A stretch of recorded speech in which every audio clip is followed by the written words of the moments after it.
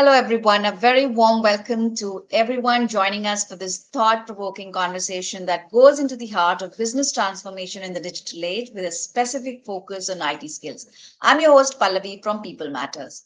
Our theme for this interview is the technology edge, structuring IT skills to future proof your business. And this is the second edition of this conversation. In the first part, we had the pleasure to host Apratrim Purakashta, Chief Product and Technology Officer of Skillsoft, who shared some interesting insights on assessing which IT skills are most valuable for the future needs and how leadership plays a pivotal role in skill building. Continuing with our endeavor to provide actionable insights to our community through Transformation in Action Week, presented to you by Skillsoft in association with People Matters, we've organized another conversation with an expert. For this interview, we specifically aim to explore how companies are navigating the intricate path of skill transformation. We'll delve into the strategic nuances that underpin their efforts, from identifying the right IT skills that hold the key to a future-proof business to fostering a culture of perpetual learning that keeps teams abreast of ever-evolving technologies. It's my privilege and honor to introduce our guest for the day, Vinuta Rao, Senior Vice President at HCL Technologies. Vinuta comes with a global experience of over 25 years in information technology, covering delivery management, operations management, solution development, creating and building a talent pool on digital skills. She has excelled at delivery management by creating value for the customers through innovative solutions and consistent delivery quality. Welcome, Vinuta. Really excited to have you on board and take your insights on this topic. Thank you. Thank you so much. To begin with, I would like to first know your thoughts on the significance of future proofing IT skills as we're talking of in today's rapidly changing technological landscape, and how does it contribute to an enterprise sustained relevance and growth? Right. So it's always hard to really say, we're going to future proof the IT skills because in the ever changing technology landscape, it's hard to predict as what's going to be my top priority skill 5 years down the line. Even the current technologies that we are leveraging today are on the explorative phase where every day the features are changing, the way we use these technologies are changing. So when the technology is driving the business, future proofing the IT skills by identifying the right skill definitely requires some kind of deliberation. In my view, the first and the foremost, we have to really uh, understand that it's not about skill, future proofing the skill alone. It is about future proofing your business sustenance, as you mentioned, as well as the business continuity and the growth. So, from that point of view, we first and foremost have to see how we can do future proofing, keeping my business goals in mind, business strategy in mind, and hence it's very important to time it. What is that my business priority for the next 6 months in the line, 12 months down the line, and 24 months down the line? So that way I can stagger and kind of also tie this to an individual aspiration and create a skill backlog. So, and try to adapt an agile methodology, or I would say execute this backlog, skill backlog, into a kind of a sprint model to bridge the gap that we have at an organization level as well as at an individual level. And that is possibly the best methodology in which we can try and do a future proofing. But what is most important is to really understand why it should be there, right? So we future proofing, as I mentioned, it's not about only understanding the skill gap and trying to do it, but also it's to see how this is impacting the business. If you have to kind of have a relevance in the industry, we have to study beyond the skill. We have to see the study the geopolitical scenario. We have to understand the market, what is the pattern that we are seeing. We have to understand how the innovations are being applied in our day-to-day work as well as plan to be applied in the future, which means that one has to be up to date in terms of the technology to leverage it best.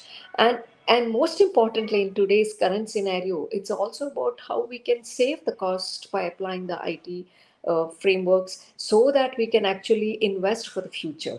Right. So, like for example, if I have to automate a particular process, I need to be well aware of the technology feasibilities that are available to me to automate things that I am doing today, and so that I can invest for the future technologies which are emerging. So, in my view, it is very important to future proof the IT skills, keeping the business objectives as well as an individual aspiration but most importantly, treat this as a must and not an optional. Rightly said, sir. And in this context, identifying those right skills is also very crucial. So it would be interesting to know some insights from you as to how organizations can effectively assess which skills are most valuable for future proofing their business, and not just for the current needs, but also for future. Identifying skill, as I said, is again requires you to really understand what are your business goals. And because if I have to look at the industry today, every day there's a new technology. And as I mentioned, that how we'll use those technologies for our business objectives or for an individual career aspiration also can be very, very broad. Electricity, for example, was the principles of electricity was figured out by Volta, but then several scientists and several engineers have contributed to see how well we can leverage the electricities and develop this to what we are seeing today. Similarly, the technologies that we are latching on today are in the path of discovery and in the transformation phase and the engineering phase, which means identifying a single technology or set of technologies saying that this is going to be the skill that I would like to future proof could be a very tedious task. So, however, what can be done, right? First and the foremost, to really understand what is our business strategy and align as per the business strategy, and to be able to align to that particular strategy, what are the skills that are required, understand what are the kind of research uh, reports that we have and what does it say, collaborate not just within the business units that we are in today but also the adjacent businesses, because geopolitical scenarios are impacting uh, the trend of the technologies and the adoption of the technology. And also, I think it is very important for us to understand the skill gap that we have compared to the reference structure that, or what we call it a skill frame, frame structure that we have. Many industries are using SFIA, but I think one at an organization level, we have to understand what skill framework works best for us, understand and measure every individual in the organization against that reference point, and also the trend that we actually foresee, keeping the business objectives in mind as well as the trends that we see as a market, and try to build a journey of skill gap fixing, what we call it as, and then that's the best way is what I feel that can be addressed. Well, absolutely. And to achieve these goals, culture plays a very important role. So my next question would be around how companies can ensure that their employees embrace this culture of continuous learning and they stay up to date with the evolving technologies. I kind of recollect when it comes to continuous learning culture, a quote from Darwin. It's not the strongest of the species that survives, or not the most intelligent one, but the most adaptable one is what survives. That is applicable even today, as far as the industry goes, where the technologies are continuously evolving, which means that we have to continuously adapt to the changes that are happening around us. Fostering a culture, a continuous learning culture in the IT, it goes beyond technology, in my view. It is about creating an environment where employees are motivated to do more than what they are doing today, which means they have to be very involved in the entire process of learning, which has to be driven, in my view, both top down as well as bottom up. What I mean is that there should be a commitment from the senior leadership to champion this cause and drive this as a culture. They have to be setting this as an example by themselves. That is, lead by example, by learning continuously and encouraging all the seniors leaders to actually continuously adapt or learn a new technology. And we also have to have a clear learning objective. Once I learn, what is it I can get is possibly a question most of the individuals have, which means that we have to set up an environment where they can actually leverage the skills that they have acquired, which means that we have to constantly plan the workforce to be able to continuously move across different projects or engagements and nurture their interest of learning and marry this to the deployments, or what we call it as work based learning. It's only then I think one can evolve in the new technologies that they are learning, and keep them current in what is happening across. But I think to be able to do that, I think we should have a continuous evaluation process in the organization. As me as an individual, where do I stay? Where do I belong? At what level of competence or proficiency that I have in a particular technology? What are the adjacencies that I can learn based on the foundational or the core skills that I have? So there should be a robust skill framework that should be defined at an organization level, leveraging which we should, and what we call it as an adjacency skill framework, right? So in HCL, we use that as an adjacency skill framework, using which you can actually map your career journey. And that means that I will be able to see my journey and relate to it. And that's when a learning culture gets established. If you cannot relate to what's happening around you, it's very difficult to kind of imbibe it as a culture. And I think it is also important to make sure the management gives you enough platforms, right, as an organization.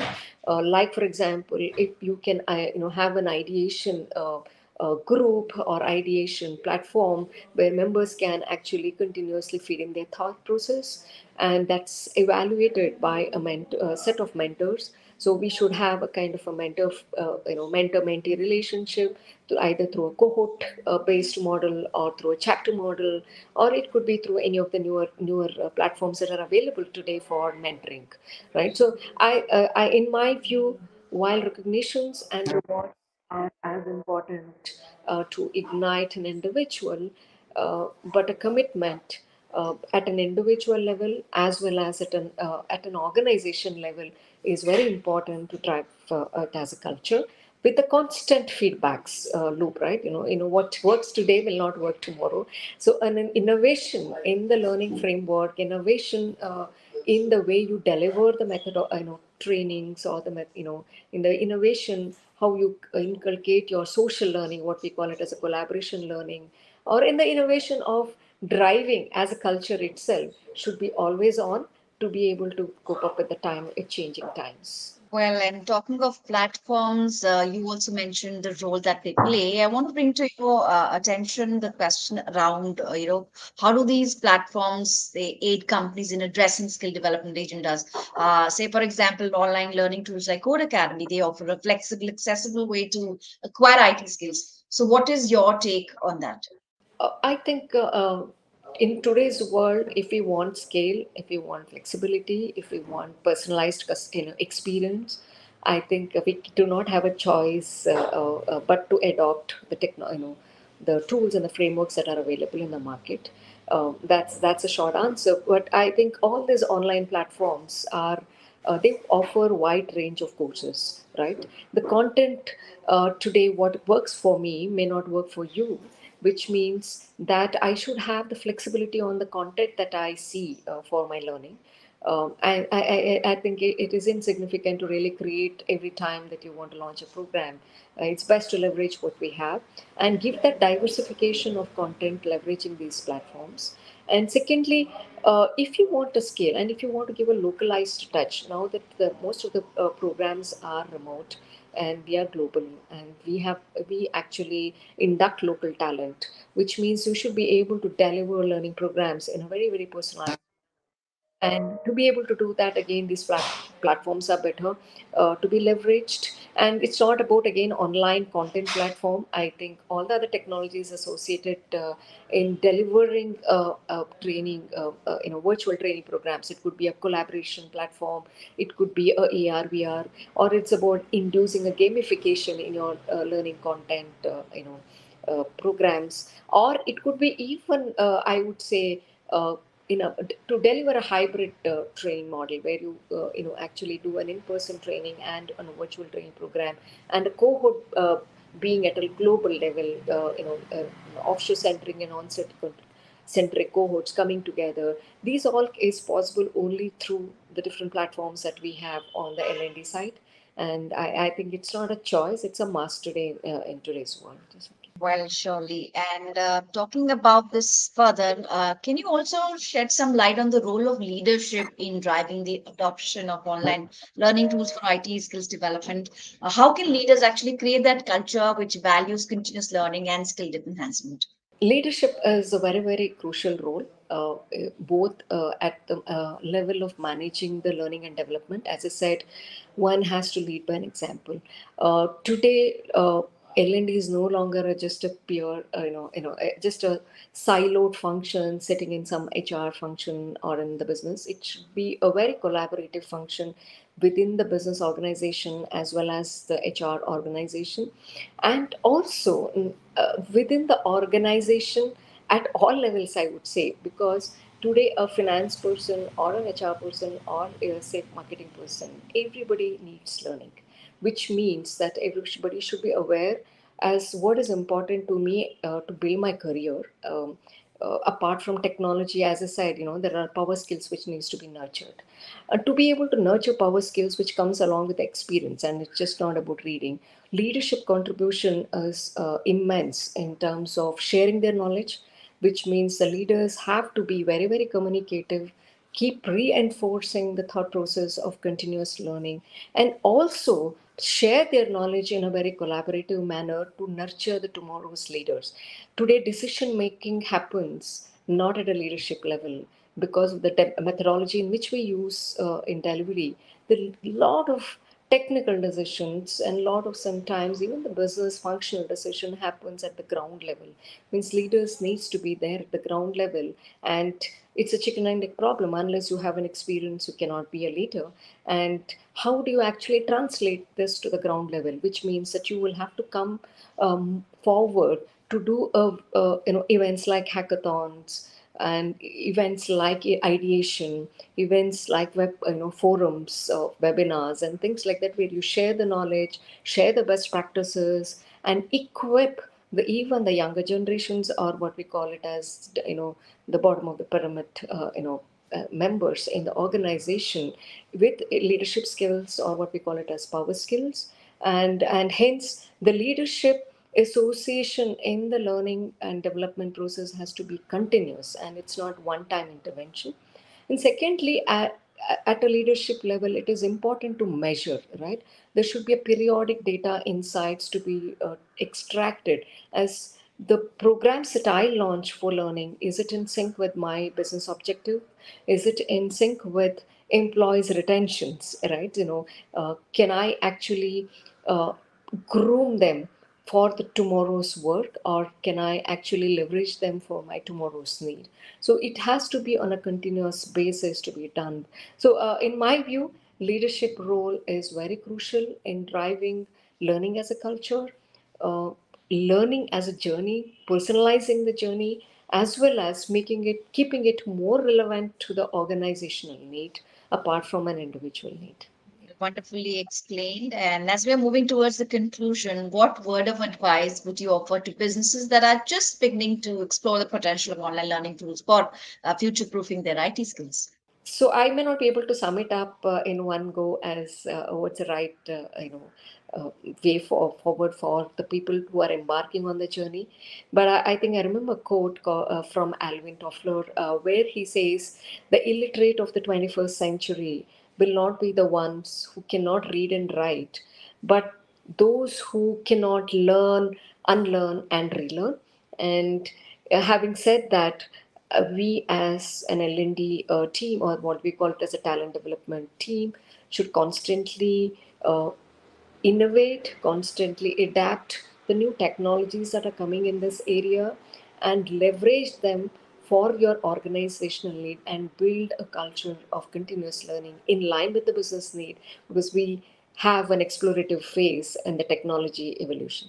And before we let you go, one last question. What would be some of the key steps that these businesses should take to ensure a successful implementation, or maybe one thing that they really need to prioritize?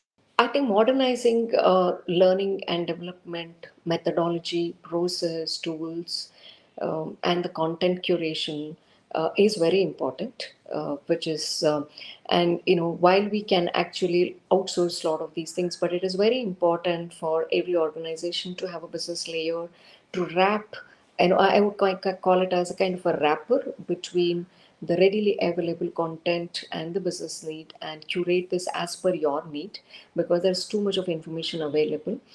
We shouldn't be lost in the whole information bombarding, right? That what I call it as information, overwhelmed with information, I would say. Secondly, we should always execute this based on priorities, and the priorities has to be short term and long term, and long term also to be actually layered as what we need within the next 6 months, 12 months, and 24 months journey, and also marry this to an individual aspiration. So, a fine balance of skill backlog to be created based on business need as well as an individual need, and execute the programs. So that way, we stay relevant as well as we meet the individual aspirations, as well as we build a scale where it is required. Example, a few years down, 10 years back, if you had asked me, artificial intelligence we required, but it was niche, and because the demands were not there in terms of implementation. But I think since last 4 5 years, that's a skill where we need the skill. So we should continuously evaluate, we should research and figure out where we need to focus in terms of building the scale, where we need to have a niche pool, and how we impart these learning and development, I would say, could be the. Well, thank you so much, Mukta, for all those wonderful insights. I'm sure everyone watching this conversation got a lot of learning from your inputs, and thank you for joining in today. Thank you so much for the opportunity, and I thank Skillsoft for inviting me for this conversation. Thank you so much. And for everyone who's watching this interview, thank you for tuning in. Just to remind you all that Transformation in Action Week is still in progress, and you can catch up all the action, the various activities that we are hosting on the link provided with this video interview. For more details on how you can find custom learning programs that can transform your team from tech skills to leadership preparation, log on to www.skillsoft.com. That's all for today. Thank you so much and have a good day ahead.